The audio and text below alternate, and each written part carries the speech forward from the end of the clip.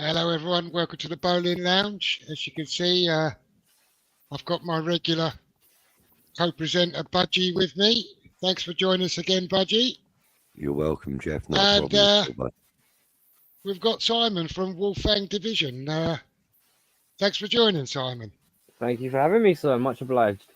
No problem, you're welcome. And obviously we're here to talk about the London derby that's occurring tomorrow between Chelsea and West Ham United.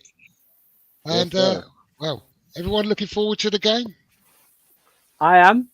I'm just hoping the Chelsea that played Spurs turns up tomorrow and not the Chelsea that played Arsenal turns up. Yeah. I'm hoping Chelsea turn up tomorrow, the same ones that turned up at the London Stadium earlier in the season. Yeah, that's what I mean, Budgie.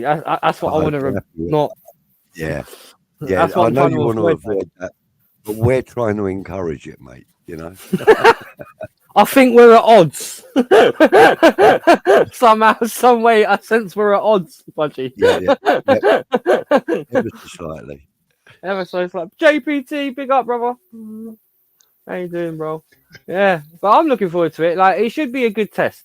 Because I'm not being funny. One thing about having the Hammers at home, I was saying to Budgie yesterday that somehow, some way, even with the top teams, you guys have always been a pain in the arse to all the other London teams. And you've just said it, like when we played you at the London Stadium and you beat us, You beat Arsenal. I think you beat Spurs there. You beat Man United there as well, didn't you? I believe so. We beat Man United, yeah. We drew with Spurs. So, because one thing about it, because one bit of an idea at home, so. You know, I mean, it's never easy.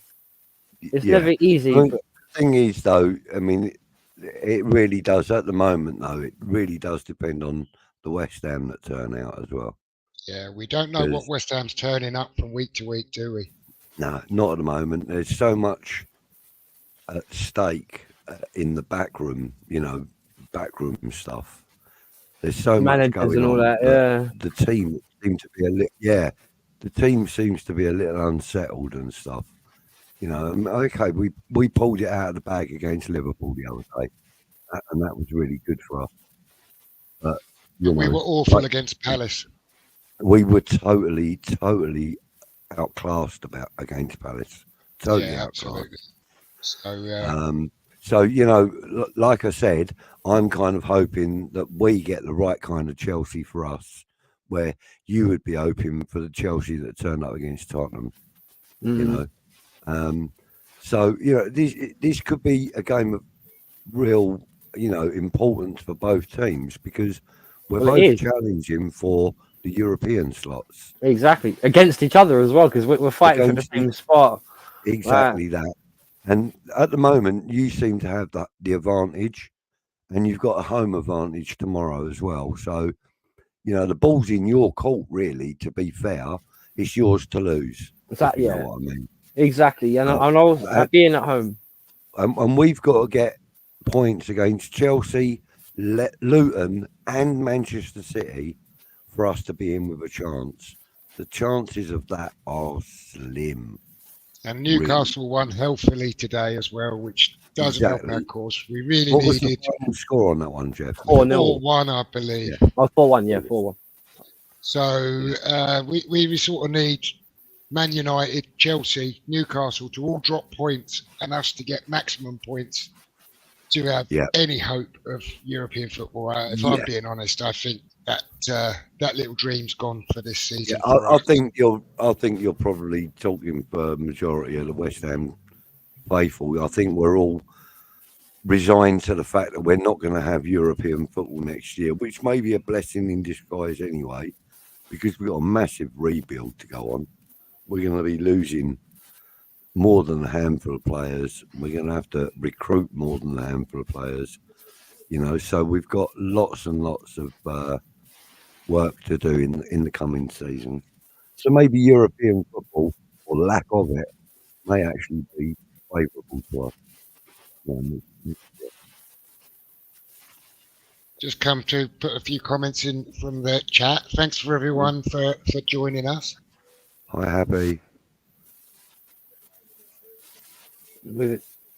Hey, you gonna say that, Budgie? Because you're gonna speak, then stop. All right, okay. With a week's rest, we should have at least 60% of Chelsea's get up and go. Well, I don't know. Well, the thing is, it really does depend on the pre-game talk from the Moyes, if you want to put it that way. David Moyes sets the team up, and he basically tells us whether to go for it or to defend. Well, I tell you what, that depends on what we come for you first off. Because one thing about it is, and this is one thing I have to say I hate about Chelsea, and this worries me against West Ham, we are notoriously sloppy in the first half. And we are bad in first halves. And we are comparable to Tottenham in that regard, in terms of normally it's when teams score against us. It's when we react. And if the thing is, one thing about you guys are good at defending. So that deal with what Forest did, maybe you got nick a 1-0. Maybe you say that, Simon, but we've conceded something like 67 goals this season. We've conceded something like 57.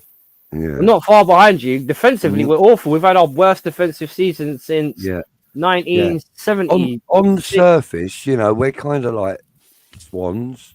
We kind of, serene, and it looks like we're doing a really good defensive job. But below the surface, mate, we're paddling like fuck to stay up to everybody else. Seriously. I mean, we've had so many holes in our defence. Fortunately, we may have Mavropanos back this weekend, which will please a lot of people. None least, happy Amaret. But we should have him back. And to be fair, I think he's been our most favourable defender this season. I don't know what you think, Jeff. Well, he made a few mistakes when he first came in, didn't he? He looked a little bit rocky, gave away a few goals, very unnecessary. But he's gradually improved and grown into things. But I think there takes a bit of a settling in period. Any player joins a team. And I think the case in point might be Chelsea. If we look at Chelsea, the last few weeks, they're a very different Chelsea from earlier in the season, I think. They actually look an awful lot better, and it's a bit of a worry. And that's for me. because, they've got, if you don't mind me saying so, Chelsea have got a very good team of individuals, very young players, but they're all very good at what they do. Mm-hmm. The thing that they've lacked is team ethic. They've been individual. No cohesion. Some individual brilliance in the team,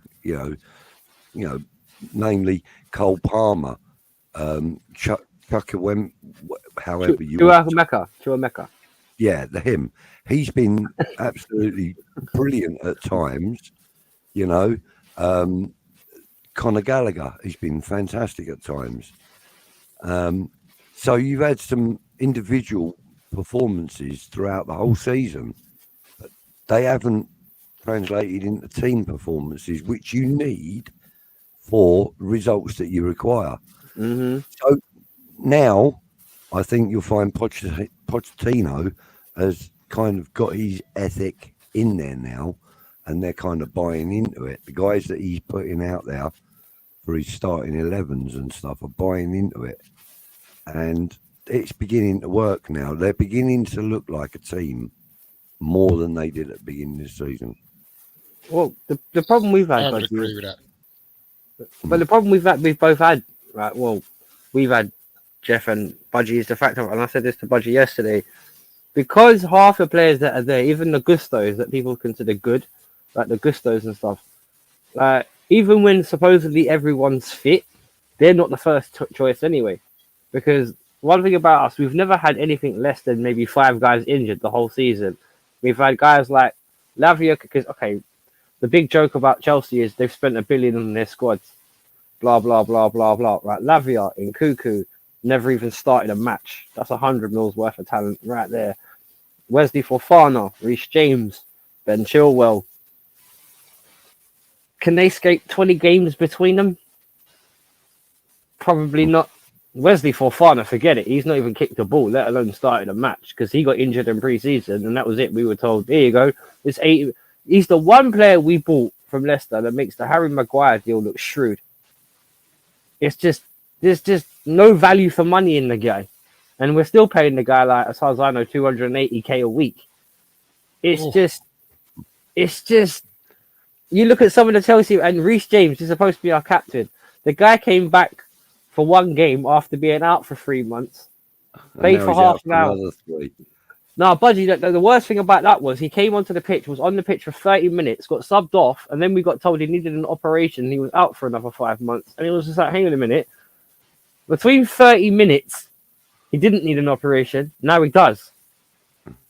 So, Yeah. Mind you, we had a similar scenario a couple of years back with Antonio, where we never knew whether he was going to have surgery or not, whether he was going to be fit for this game or that game. You know, we never knew where we were with Antonio. And yet he's now currently the highest scoring player at West Ham in the Premier League. He's overtaken Paolo Di Canio. He's overtaken, you know, the likes of Tony Cottee and Frank McAvenny. Ages ago he did that. And so, I mean, this season he's just been adding to his tally, you know. And then he went through an 18-month period where we spoke about this last night, actually, Simon. He went through an 18-month period where he had no injuries and he was available for selection every week and every game. We didn't get the best Antonio we've ever had in that 18 months, even though he was available and fit and playing and causing a nuisance to defend and stuff. You know, he wasn't absolutely shite, but he wasn't great. And then he gets injured. He's out for 9 weeks, was it? I think, Jeff, 8 or 9 weeks, wasn't it? He was out for with the last injury. Yeah, he was out a lot longer than we thought. He was going to be out for 2 weeks, didn't we? Yeah, and he ended up with about 7 or 8 weeks or something. Yeah, and he ended up, yeah. And then when he came back, though, the point I'm making is when he came back like the Antonio we had 2.5 years ago. Yeah, when he was on fire. He was absolutely on it. I mean, he was on it at the beginning of this season, let's be fair. Yeah, he was the one he blasted over the bar against Fulham. Yeah. Yeah, that was mad a couple of weeks ago, wasn't it? When he proper skied it. It was like, how did you miss that? Well, But, you know, since he's come back from his injury, we've had a 30-year-old Antonio back rather than the 33-year-old that he is. It's been fantastic turnaround. But still, having said that, that hasn't been enough. It hasn't. You know, we've got very little in backup for him. We've got Jarrod Bowen. I mean, he's our first choice backup, but then that leaves a massive hole in the right wing, on the right-sided attacking midfielder, if you like. You know, we play like 4-2-3-1, don't we? So in the 3, Bowen occupies that right wing, if you like. And if he comes into the middle, we miss having him now. And even when we put Mohamed Kudus out there, it was kind of only 70% of what we were used to. Wouldn't you agree, Jeff? He was great, but it wasn't the Bowen role. Bowen's kind of cemented that role now at West Ham, that right wing. I don't think we've got a player at this moment in time that is a good enough like-for-like replacement. I think Kudos is far better out on the left or in the middle. I don't think he's as good or effective on the left. On the right, sorry. Well, strange enough, that could be said about us with Jackson.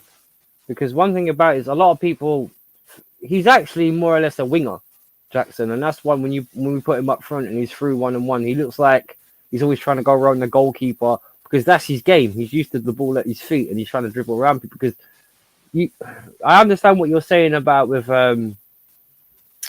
like the way you use your squad in terms of certain people can drop back. Because if Kudos is not there on the right, causing problems, you might need to use Bowen and all that kind of thing. But I do think we suffer from the same problems, but for different reasons. With us, it's been bad injuries. With you guys, it's just been maybe Moyes fiddling a bit too much. Because I know that the trouble is with Moyes, though, he doesn't tinker enough. He kind of, he only does any kind of tinkering when it's forced upon him. Through injury. Well, yeah, he's more reactional than actional. Yeah, I know what you mean. Yeah, and because look, in the January transfer window, we let 3 players go out on loan. 3 of our important players in Benrahma, Fornals, and Tilo Kehrer. 3 very important first team players. Whether you like them or not is irrelevant. They were important first team players. We let them go out on loan. And we brought in Calvin Phillips. And that's all we brought in the whole of the window. And he proven to be a 3 out of 10 at best. Yeah, he's not really worked out. He hasn't, and so that's why guys like myself, Jeff, West Ham fans, we're cautious when it comes to games like Chelsea, Manchester United, Tottenham, Arsenal. We're cautious about how we will see the game because our squad is so small. We kind of more or less know weeks in advance what the starting lineup's going to be, and we just wonder, can Antonio do it against the likes of Thiago Silva? We are looking at James Ward-Prowse, can he cut the mustard against someone like Caicedo? This is what we know basically what our starting 11 is going to be, and because we don't know what the Chelsea 11 is going to be or what players are going to come out in those shirts, I have mixed feelings about the game. I think it's either going to go very well or very poorly for us. Well, can I just say, much in between. Well, can I just say, you just said yourself, like you just said the question there of, can we compete with the Well, the answer would be yes, because you've beaten every single one of us at home. I just said to you earlier. Well, we said earlier about you beat Arsenal at home, you beat us at home, you beat Man United at home, you beat Spurs at home. Oh, well, we drew to Spurs, yeah. Oh, you drew to Spurs. Well, that's still not a bad record. No. So 4 points against Spurs over the season. Beat them at their place, drew at home. Well, yeah, 6 points as well. So. But yeah, who cares about Spurs? No, joking. But what I'm saying to tomorrow's game. Yeah, that's what I watched it. I watched your game against Tottenham in the week. You beat them. I thought Spurs were pretty poor, but I also thought that you were actually very good.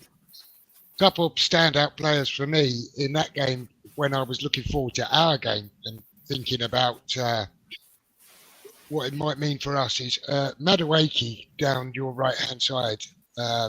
He looks like he could be a handful. Mudryk, I know, sort of comes in and out of games and is a bit hit and miss, but you look at his pace up against Soufal, and that's quite scary.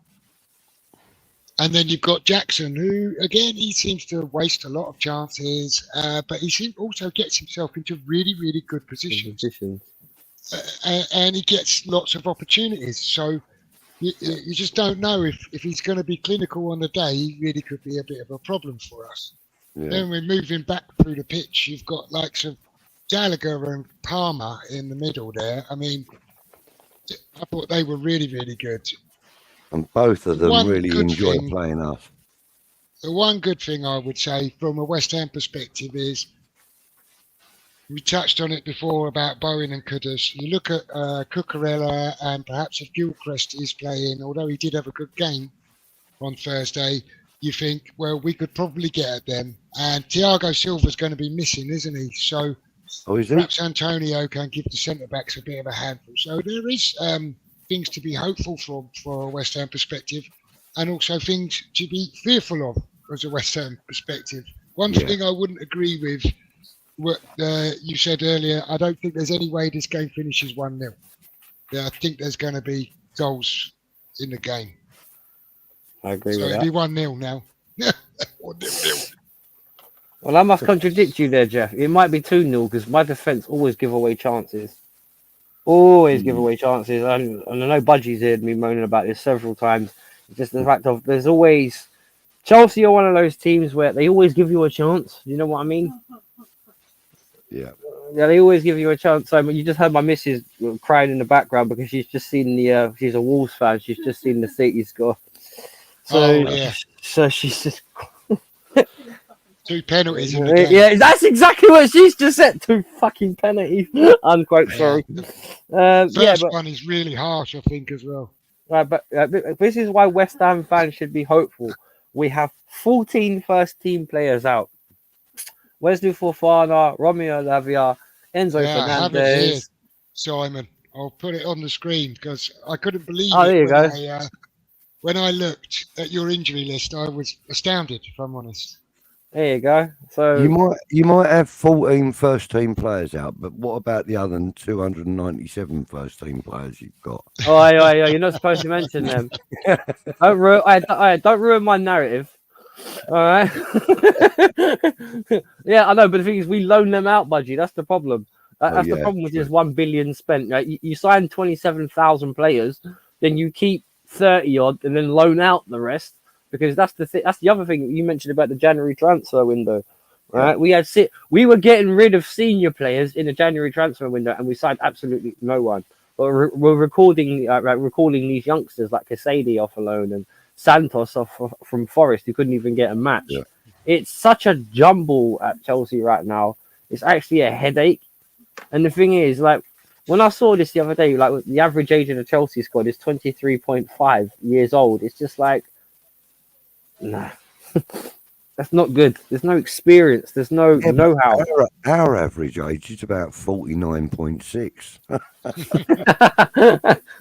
Well, honestly, we've got the second eldest squad in the Premier League, apparently. Well, can you experience best youth? This seems to what it boils down to then. But I do think in terms of the know-how, you guys have got the advantage. Yeah, I would probably go along with that as well. But, I mean, the thing is, with youth comes fearlessness. With age comes caution. True. So you know, sometimes players like Creswell or Bonner, they can be overcautious in their defence, and that causes big gaps. We saw against Crystal Palace with Ogbonna. He created a big enough gap, literally, to park a battleship in. And, you know, we conceded a goal immediately because of it. And so sometimes age doesn't always help, you know. I mean, like the experience doesn't always help because of that, you know, overcautiousness can create problems. Well, the thing is, with the younger players, it's kind of gung-ho. Let's fucking have a go. I hear you, but there's a reason why those players that are now cautious, when they were young, they were gung-ho. They got their ass bit at one point, and that's now why they're cautious. Because that could be the potential mousetrap, if you like, for us in this situation. They can go gung-ho, but then get exposed. For example, and I'm pretty sure you and Jeff would agree with me, knowing Moisey, he's probably going to come to Stamford Bridge tomorrow and play on the counter-attack. Of course, yeah. In a low block, maybe a low block. Right, so we're notoriously bad against low blocks, struggle to break them down. I think the last time we played against a proper low block was actually probably against Everton, but they had a really, really, really bad day when we put those 6 goals past them. That flattered us, really, because Everton were really bad on the day. And to be honest, I think overall you're a much better team than Everton. So one thing about it is you'll implement that style a little bit better. Now I know it's what we used to call the old bastardry, shithousery tactics that Moisey likes to imply. And when you look, as was Jeff put that little thing up on there on the screen, it was like it showed you the amount of players that we actually have out. Now I'm not being funny. The idea of maybe Bowen against Gilchrist terrifies the life out of me. Believe what? You don't even that's nightmare stuff. Yeah. That's not because I was actually like what the Kudus against Gilchrist, I would think. well, there you go. Yeah. That's even worse. Bowen against Cucurella. Well, no, well, Cucurella, Jeff. I know you, from the sounds of it, you think him and Gilchrist are of similar ilks. But one thing about Cucur is when you put him in a system where he's got someone helping him, he's not so bad. Because I remember when we played Arsenal at home, and literally he man-marked Saka out the game. Like, you know what I mean? Until Trossard came on the opposite side and exposed Gusto, getting in behind him, who was supposedly the better one of the two. And like, it swings in roundabouts. It's football, lads. Sometimes some players have good games, sometimes they have bad games. But the thing is, that's the problem when it comes down to both of us in terms of the consistency is not always there. And like that's what something I was really getting at with the Cucurella and Gilchrist thing was not really putting both of them players in. I mean, Gilchrist is a very young player. Cucurella is much more experienced. One thing, really, what I would say, the point I was coming from there is that Kudus and Bowen, respectively, on their sides, are tricky, and they could give your fullbacks nightmares. Problems. To be honest, I'd probably be more scared if Chilwell was playing though, because that guy, he would be on the left, right? So that means he would be against obviously Bowen. And obviously, with Gilchrist being on the right, or if Reece James was fit or whatever, obviously we could be against Kudos. But the idea of Ben Chilwell against Bowen on that right hand side, giving him all that space once he bombs forward, rather have a date with Freddy Krueger, mate. It's no thank you. It's just that guy. One thing about Chilwell, he's one of these modern fullbacks where he can pretty much go forward and do bugger all else.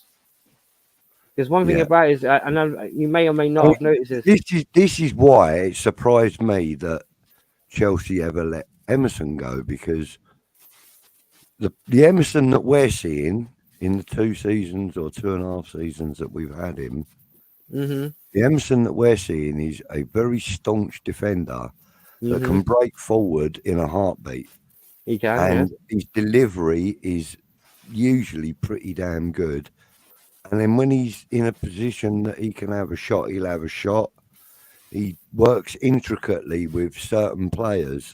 For example, Kudus, Paqueta in particular. He was working really nice triangles with Declan Rice during our Europa Conference League campaign. So, I think Emerson is probably, one of those players that Chelsea should look at and think, damn, what could have been? Do you know what I mean? Like, well, you're right, because he's better than Cucurella. I think Emerson's better than Cucurella. And the thing is, when you look at it, we got rid of Emerson after we won the Champions League, but probably because he just wanted more ball. And to be honest, at that time, because he just won the Champions League with people like Chilwell, Tuchel was never going to be like, no, this is my star boy, because that's when we played the 4-5-3-2 system, I think. I mean, the thing is, he went to Lyon with Paqueta, and we managed to scoop both of them up. And then in the following season, Ajax were kind of a team that everybody was having eyes on. And then we managed to scoop up Kudus and Alvarez. And, we kind of do that from time to time. We do tend to go and do a little raid on some of these European teams and get damn good players. Trouble is, we can never bloody keep them. That's it, yeah. Mascherano and Tevez, remember when you guys got them? Like that? Exactly, yeah, but we always knew that was just a stepping stone. Yeah, a loan. Yeah, it was always a loan, and we always knew that they would both go. I mean, like some of the players. I mean, we had 5 years out of Paolo Di Canio, and undoubtedly, for at least 2 of them seasons, he was up there for being best player in the Premiership. And at least 2 of them seasons, he was fantastic for us. But we managed to keep him for about 5 years. But then that was because he had a reputation for being a bit of a maverick, and there were only certain teams and certain managers that would be comfortable working with players like that. I think, for example, if Mourinho had been at Chelsea at the time Di Canio was playing, we would have had a fight with Chelsea on our hands over who got him. Because I think he's the sort of player that Mourinho would have loved to have had around him. Scrappy, yeah. One that can You know? scrap. The cost Yeah, is but also one that can win a game on his own. Oh yeah, technically so. I remember that bicycle kick he scored for you guys. Was it the kung fu kick? The little. Yeah, that was the volley against Wimbledon. Good goal, and he was one of those guys where like he was a proper baller. He even though he had these off the field antics and his reputation, I'm not going to get into that, but he was known for his sportsmanship as well. When the goalkeeper got injured and he famously caught the ball. I think that's still probably the benchmark of Premier League. You know, kind of like sportsmanship, fair play. That kind of like because you know nowadays they're scoring, they're just they're banging that in the back of the net. They're not even going to think twice. Actually, Jeff, wasn't that in the season that led up to us getting into the Intertoto Cup through Fair Play League? Oh God, I don't know about that. I remember him catching the ball. I'm pretty sure that was around about the same time that we got into that. I'm sure it was the Intertoto Cup. Because we'd won the Fair Play League, we'd had less yellows and reds than most, and so on and so forth. And I'm pretty sure that Di Canio catch was in that season. I could be wrong, but anyway, could do some Chelsea youth, Chelsea with some of our experience. Looks like a draw. Actually, West Ham, I see where you're coming from. I just can't see either team walking away from this with 1 point satisfactory result. Because they're both bad on their day. Not a satisfactory result tomorrow for either side. Both teams got to win. But it's when looking at tomorrow's game, like I say, I'm a little bit worried about Chelsea. I think Chelsea are starting to hit a bit of a rich vein of form, especially at home. I'll put that graphic back up there. That you look at their form, it sort of looks up and down. But it's their away form that's the problem for them, isn't it? At home, their last couple of home games have been pretty strong. They demolished Everton. I know you said that flattered them a little bit, Simon. I didn't watch that game, so I don't know. But I did watch you against Aston Villa, and I have to say, second half we were a lot better against Villa. Yeah, I was pretty impressed with Chelsea against Villa. And Gallagher's goal was an absolute beauty. Yeah, the cut off his left foot. Yeah. Even the game before at Arsenal. To be fair, I mean, we were doing a show ourselves, so I had it on in the background.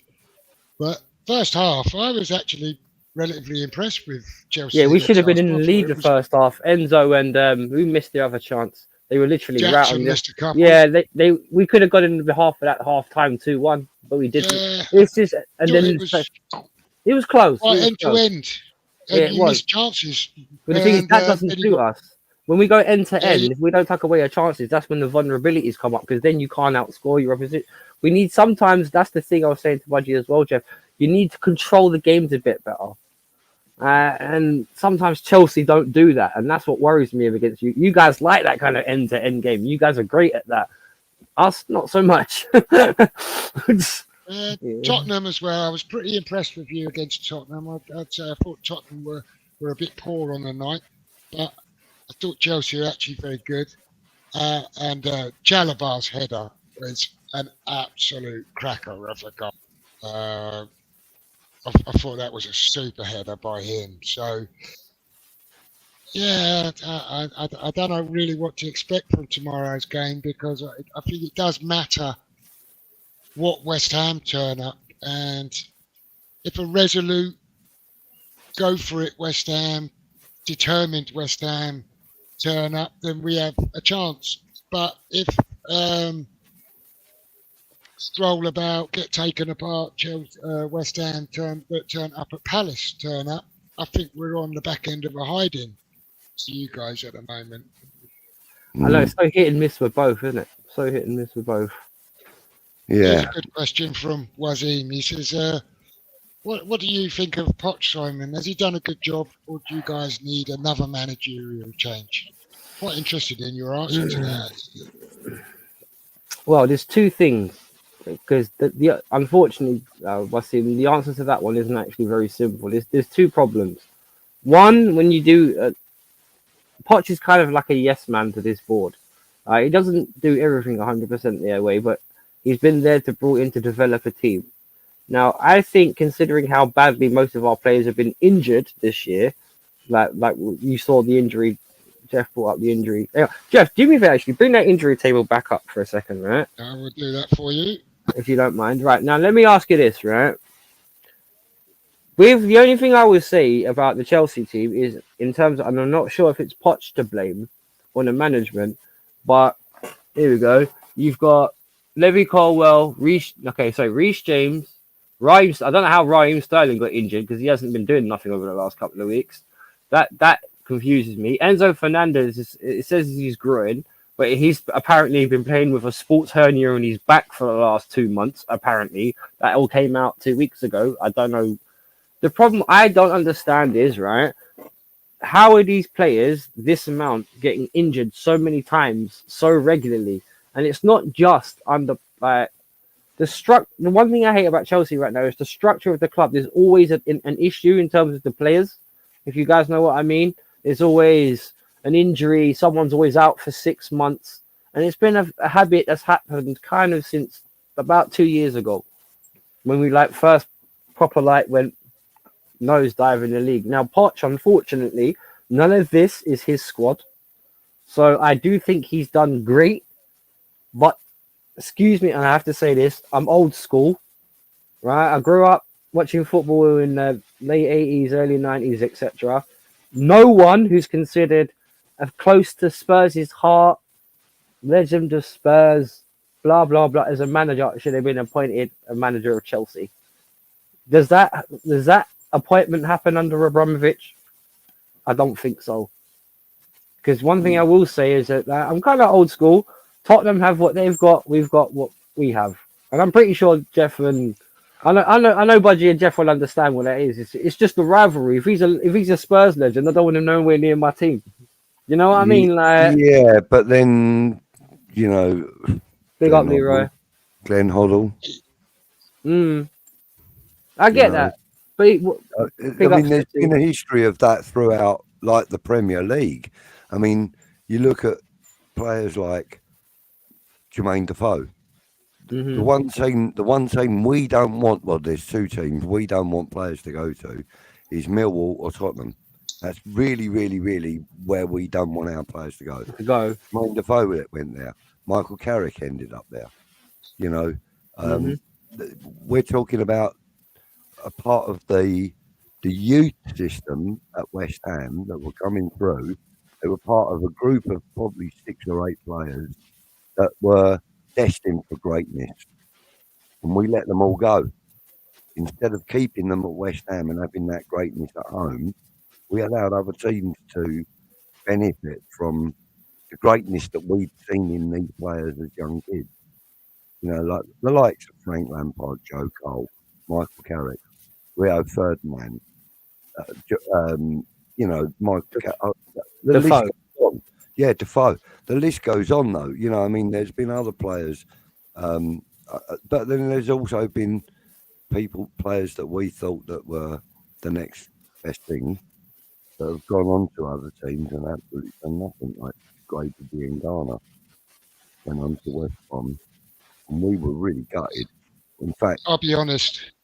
We talk about Poch and his Tottenham connections. To be honest with you, if you don't want him, Simon, I would think he'd be quite a good manager. I'd take him at West Ham, to be honest with you. Oh yeah, definitely.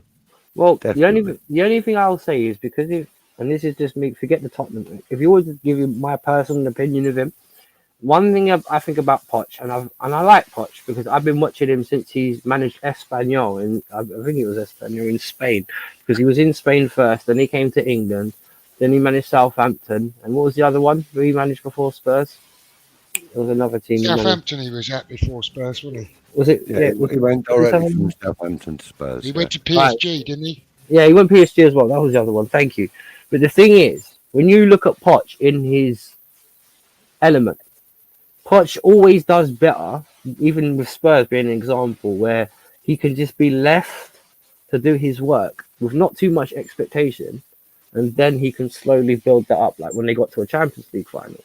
The problem is with Chelsea, even if the culture of the board has changed, the culture of the fan base hasn't. So it's still now. Now, I remember watching my teams in the 90s when Chelsea used to be like that, up and down anyway. So what I've seen isn't too new to me. Don't get me wrong, like, I don't like the amount of goals we've conceded and how shocking we played at times, and the amount of chances we miss. That scares me the most, because we missed, as you guys said about Jackson a minute ago, we missed bundles.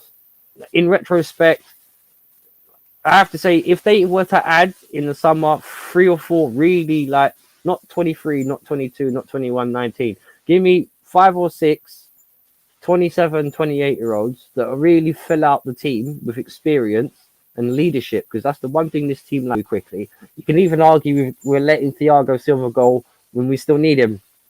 So it can be chopped many ways, but ultimately the board are the ones that do it. So it's down to their vision. But in fairness, though, Thiago Silva needs to go and plant his tomatoes and that. Now. And how old is he now? 37. No, he's 40. He's nearly 40. 40, there you go. I mean, the geezer needs to be going and planting his tomatoes and feeding his cats. You know, he shouldn't be playing top flight football anymore at that age. It's amazing how good he is, though, isn't it? Yeah, irreplaceable. That's the problem. Irreplaceable. Your missus will be happy. Wolves have got one back, Simon. There you go. Jeff says you'll be happy, babe. This is 3-1, I think. Is it 3-1? Yay! A sarcastic yay if she sipped her rum. So, I think the results good. Budgie says good girl. She got answer. I'd be drinking a bottle of rum a day if I was a Wolves fan, I've got to be honest. Yeah, he says he'd be drinking a bottle of rum a day if he was a Wolves fan. We should got Ray and nephews over there, so it's quite potent. I might be in for quite a time later on tonight. I'm going to get my ass kicked later. Yeah, you know. I think Pochettino's a great manager. He needs time, buddy. He needs time. Regardless of exactly that, and he showed that with Southampton and with Tottenham. He didn't have overnight. Oh, for God's sake! It's 4-1 now. 4-1. He's jinxed it. Bastard. She's gone. Haaland's got his hat trick. Haaland got a hat trick. Oh no, he hasn't. It's fucking penalties. There's 2 penalties that probably weren't even. She's saying the 2 penalties don't count, and they're probably not even real penalties, because she's watched my games against City, so she knows City gets decisions. So yeah, but you know, I mean, I think Pochettino's a great manager, and regardless of his history, I mean, and he has managed some top flight teams. But I think, like you said, even at Tottenham and at Southampton and that, he didn't have overnight success, if you like. He wasn't challenging for the Champions League the moment he walked into Tottenham. You know, he had to build to it. And, you know, Tottenham were in and out of the Europa League for about 4 seasons before they actually qualified for Champions League. And that's kind of like the route that West Ham have been taking in a sort of a similar way. We've been challenging for the lower European places. Okay, this season we're not going to get one, we don't think. But, you know, next season's a season of rebuild, which a lot of teams have had to do. I mean, Chelsea are going through it right now, you know.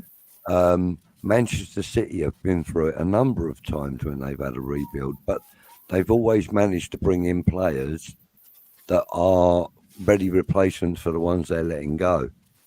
You know, I mean, Riyad Mahrez is a perfect example. When he came in, he fitted straight into the position he was meant for. He shared it with who was it? He shared it with. Was it Gabriel Jesus? No. Yeah, Gabriel Jesus played on the right for City. Yeah. True.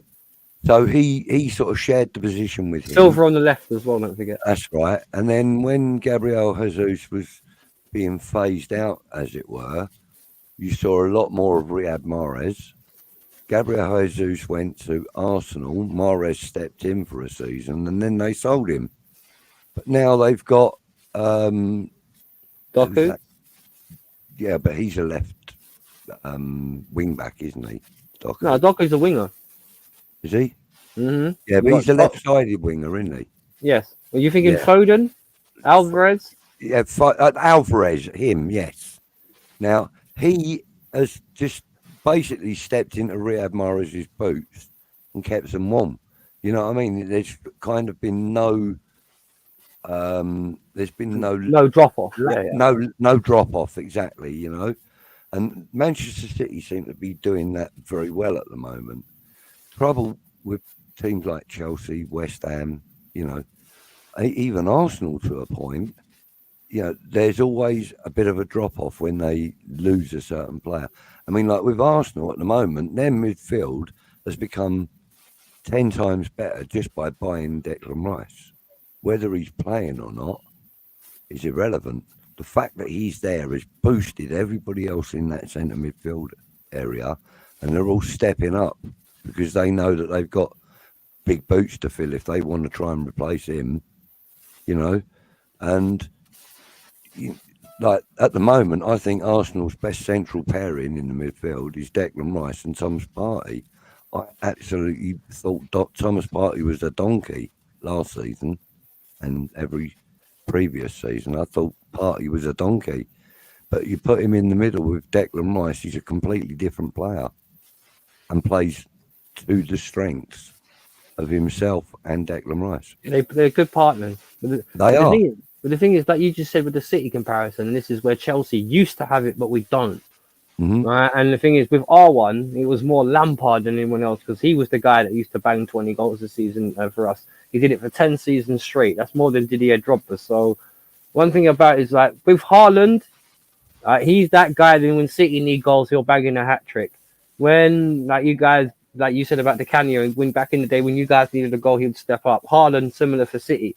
Now the thing is, we need that kind of player like you said about each. The Arsenal need a striker, whatever else. But one thing I will say about Haaland, he's unique in the sense of this guy could have a terrible game but still get a hat trick. Because as many chances as he has had, he's missed. Because like, if this guy actually put away all of his chances and really try, that guy could be like a 60, 70 goal a season striker. Because if you look at the chances he's missed, and some of them are like from 2 years, do I miss Kovacic? The answer to that question is yes. Because, and I said this to Budgie yesterday, the only 3 midfielders we've had the whole season are Gallagher, Enzo, and Caicedo. And for Chelsea, that's not enough. What Arsenal do better and City do better, that's not necessarily true in everything, because Arsenal are better defensively than City. That's the only thing I will say. I mean, Chelsea have been forced into that position, though, mate. Like by the British government. Yeah, it's the British government. What can you do? Well, no. I'm talking about your injury record, you know. Oh, right. I mean, Chelsea's injury record is horrendous. And, you know, it kind of... Look, I mean, some of the players that Chelsea have bought, I never heard of before Chelsea had bought them. Didn't know who they were, didn't know where they came from, you know. What's wrong, Jeff? Haaland just missed another chance. Or see, what did I just say? What did I just say? Keeper saves it, to be fair. If that guy puts all of his chances, everyone's in trouble because this guy's going to smash goals left, right. And Mark did correct me earlier about Haaland scoring 4 goals. He scored both penalties, a header, and then their 4th goal. So yeah, he's got all the goals today. And Wazim's asking you, do you miss Potter, Simon? Hell no, I missed Tuchel because that's the first thing our board did that was a massive mistake. You've got a Champions League winning world-class coach, and then you go from Tuchel to Graham Potter to Frank Lampard. Alarm bells are ringing, Willie. That's what I'm gonna say. Alarm bells are ringing.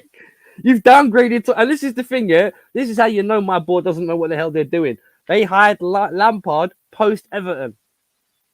What in the blue hell did you see in Frank Lampard at Everton? You thought, yeah, this guy's gonna rejuvenate my club.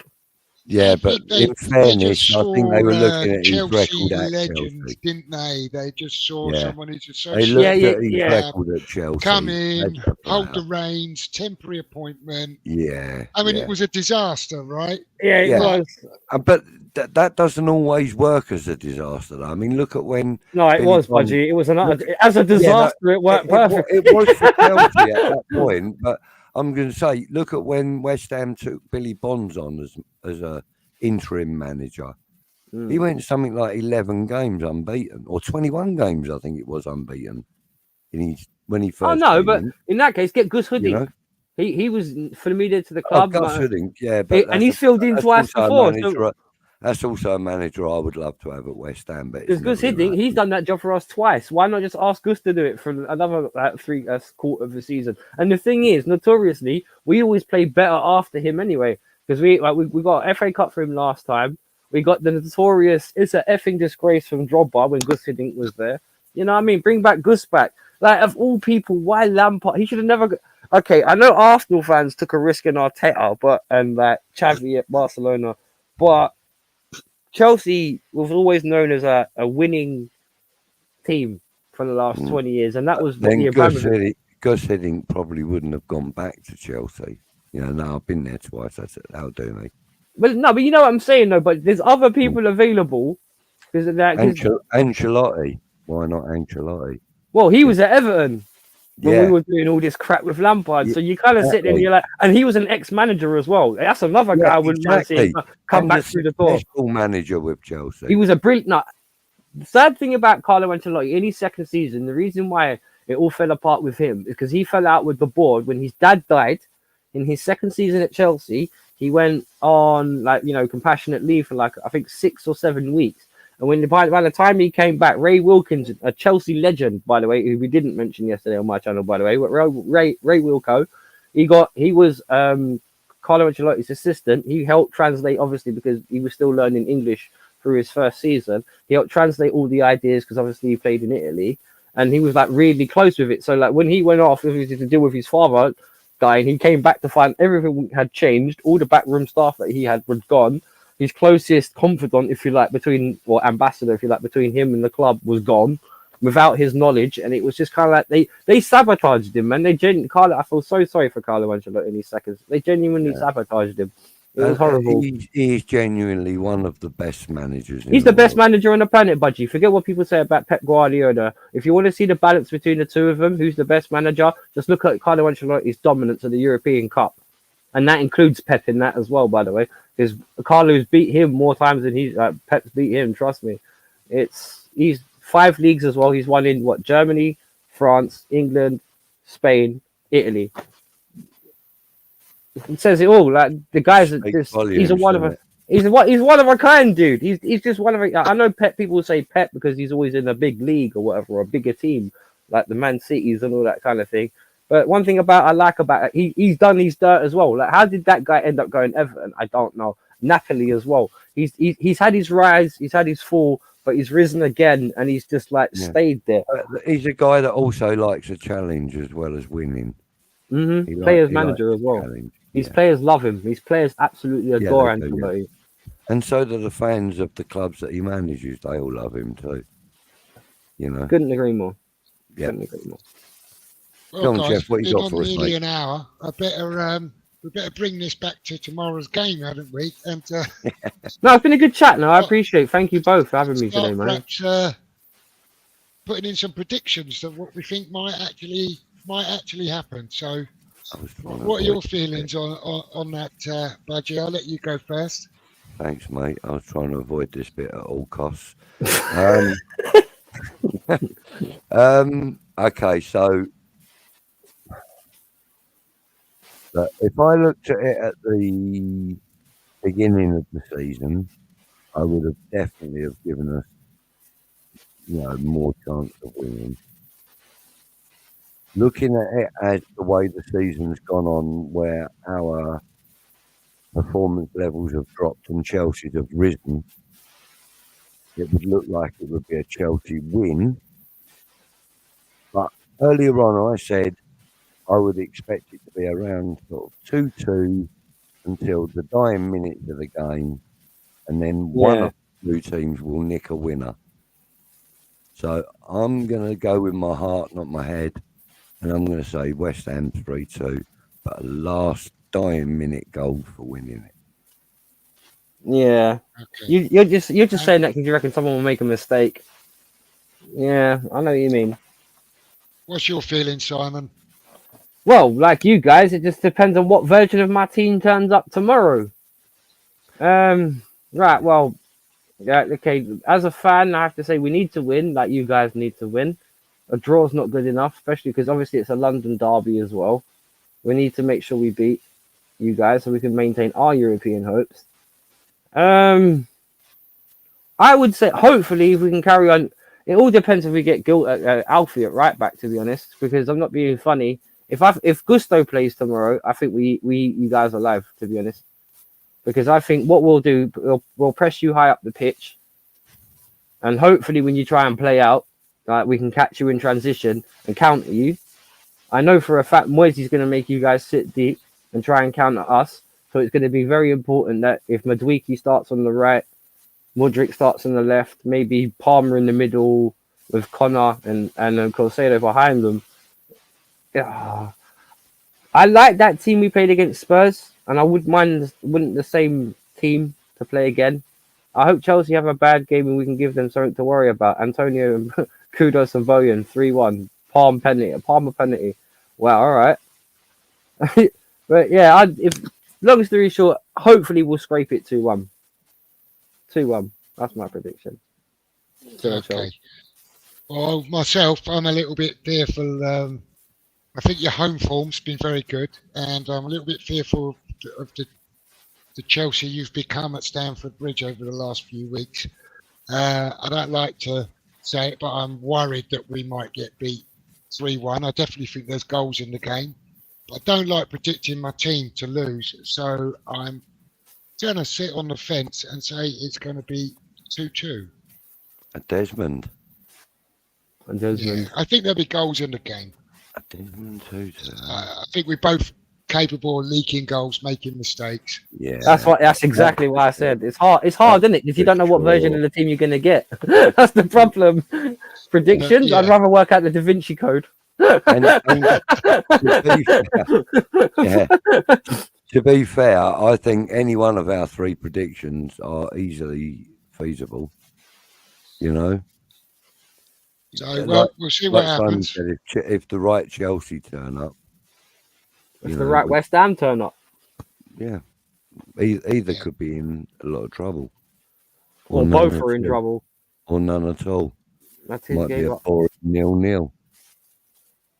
He's been in the mud most of the season. Well, we've not really been in the mud most of the season, to be honest, because we've still been in a cup final and a cup semi-final. It's just our league forms that's been a kind of bit trashy. And I'm not being funny. I've seen teams be great in cups and trashy in the league before. Even Arsenal have done that in the 90s. Like us last season. Oh, there you go.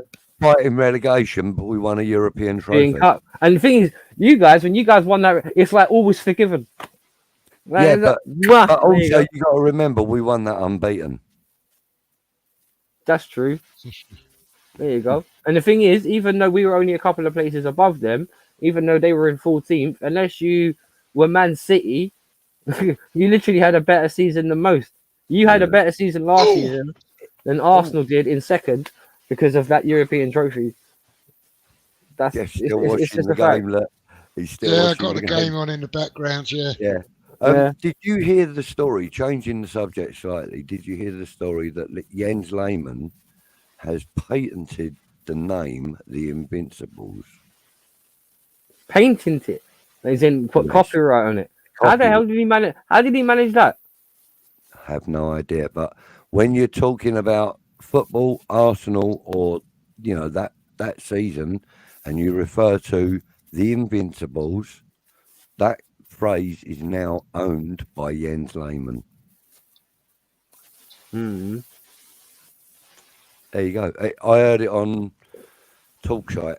I need to have a look at that. That's bizarre because you would have thought that would have been something the team or the club would have Well, had rights yeah, over. I mean, he owns the rights to it, but he's basically said it's open to everybody that was part of the Arsenal group at the time, including the guy that cuts the grass and, you know, the whole of the club are within that ownership. Oh yeah.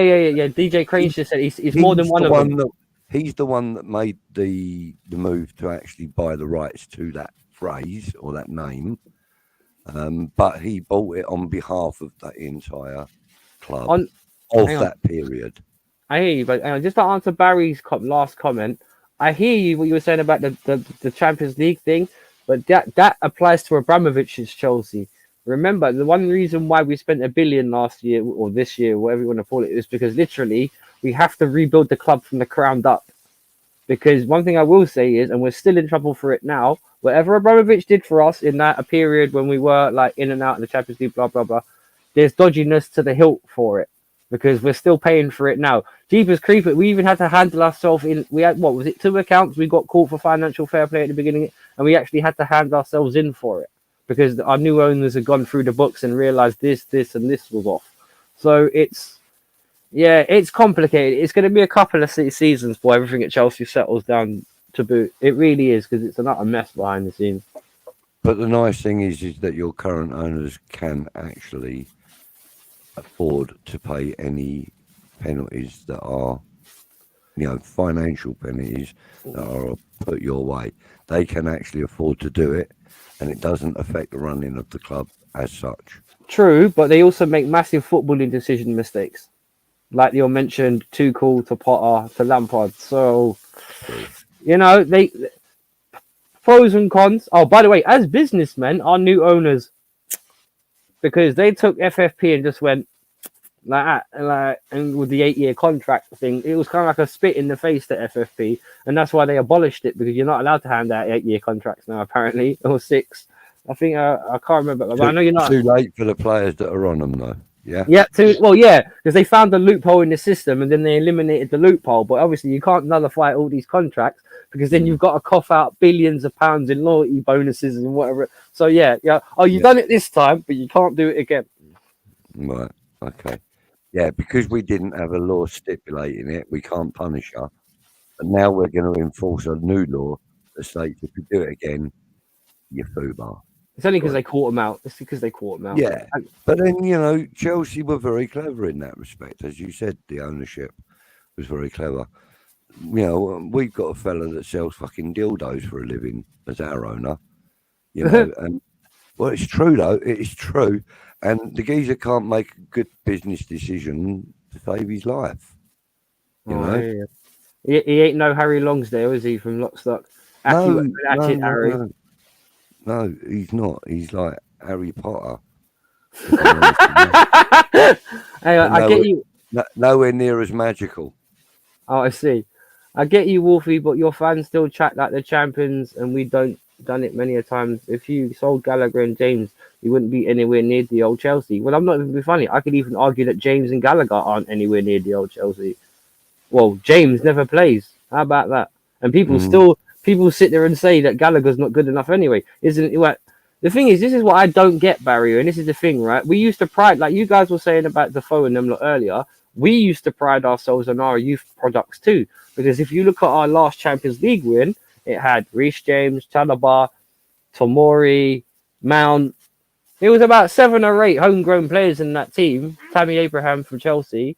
That, they really got the club, and all of them have been sold off. Look at Trevor Chalobah this year. He's been the one good defender we've had next to Thiago Silva, and he had this since he's come back from his injury, he's been pretty good. But don't worry, we're going to get rid of him in the summer for 40-50 million. It's just like, why are you talking about selling the guys that trust me, the media, the PR spin on Chelsea is so it's typically like Arsenal and Spurs and Liverpool in that regard. If they love the PR spin, but realistically, if you're actually watching the game, you wouldn't get rid of Trevor Chalobah, would you? You wouldn't get rid of Conor Gallagher because they're one of the few players actually doing what they're supposed to. But James, I'm not too sure about him, mate, because he's never fit and he's not been fit for 2 years. No, and I was just saying to you need to sell the likes of Chalabar and Gallagher purely for the PSR, FFP. Well, that's already been done in terms of Broya, Lewis Hall to Newcastle. We've already got rid of a handful of youngsters. That's why I said about the January transfer window. You've also got to do it again, haven't you? You sold your hotels, didn't you, for 75 million to alleviate some of that problem. Well, in terms of, I think some of the players, I think you're right. We did get rid of the hotels. That's a different show, isn't it? Really? yeah, the whole FFP thing. But the thing is, don't forget one thing about. You've also got to have a quota of homegrown players. I mean, 4. Is that all the quota is? Yep. You have to have 4 from Chelsea, 8 from England, and we've got 4 in terms of Reece James, Gilchrist, Trevor Chalabar. Oh, who's the other one? Yeah, no, so you've got to have 8 in your squad from England, or from, or trained in England, right? Trained in England, and 4 or trained in England. Mm-hmm. They don't have to be British born then. No, they have to be like what have to as a young player from the age of 16. They have to have from the professional contract as it's now. Now this is what we got in trouble for a few years ago with all the lads and stuff under 16 when we got that transfer ban. I think in 2019. It's one of those ones where if you're between the ages of 16 and 21, if you play or train with a club for 3 years in England under the age of 21, then you become allocated a homegrown product of that club. Great example is Andres Christensen. He came to us at 18 when we got him from, I can't remember where it was, I think Serbia. But it was one of those ones where we had him just for those 3 and he became homegrown to us because we had him for 3 years and he'd been at Chelsea and trained for Chelsea for 3 years before he hit 21. It's how it works. It's weird. And yeah, I have delved into it a little bit. So yeah. And the Champions League one, I think, is like 10 from England, I think. It's been a really good chat, but I think I'm going to start getting summoned soon because we haven't had dinner yet. So I'm going to have to start thinking about wrapping this up. And perhaps we could all get together and have another chat about things. Perhaps we can do a review show depending on what the result is. One of us might be hired. We don't know. I wouldn't hide, man. I wouldn't hide. Good or bad, I won't hide. Hey, if we win, I'll be more surprised than you guys. So I'd just like to thank everyone in the chat for sticking with us and joining in. And obviously, you guys want to, I'm sure most people are familiar, but if you guys want to shout out your channels, please do so. Go on, Simon, you're the guest. Simon Rayner OnlyFans. No, I'm kidding. No, Wolf Fang Division. You can catch me on YouTube. Obviously, I've got my channel. I do a lot of stuff with early doors as well. Another West Ham fan. But I do Budgie knows me. I'm up and down. You can always catch me on stream. It's always just to have a laugh, really. I don't do the football tribalism thing. I try to be a bit more down to earth and connect with the individual fan more than I do the whole tribal thing. So if you want to hear reasonable half sense, I don't think you can apply sense to Chelsea at the moment. But if you want to hear reasonable half sense from me, you can just find me at Wolf Fang Division. Thank you for having me on, Jeff. I much appreciate it. No problem. You're absolutely welcome. Perhaps we can do another little collab another time. You can join us in the lounge. Anytime, man. Anytime. We'll have a chat about stuff. Budgie, you want to shout out your channel, mate? Yeah, lovely. Thank you. Green Street Elites, as most of you watching would already know. You can catch me there. You can also catch me on West Ham Network on a Wednesday night with my pal Kieran doing the old school Hammers stuff. Just talking bollocks and getting away. Mad one in Australia. Yeah, that's the man. You find me on the Boleyn Lounge regularly because my friend Jeff here is a good pal of mine, so we do a bit together. And as I said on Tuesday last week, this Tuesday's the interactive talk show, I will be live in that room in the background there. I will be live with that young man up in the top left corner. I'm looking forward to that, Budgie. Me too. Looking forward to it. Okay, guys, I'm going to leave it there. I'd just like to say thanks to everyone, and we'll see you all soon, and enjoy the game tomorrow. whatever your allegiance. Well, thank you everyone for having me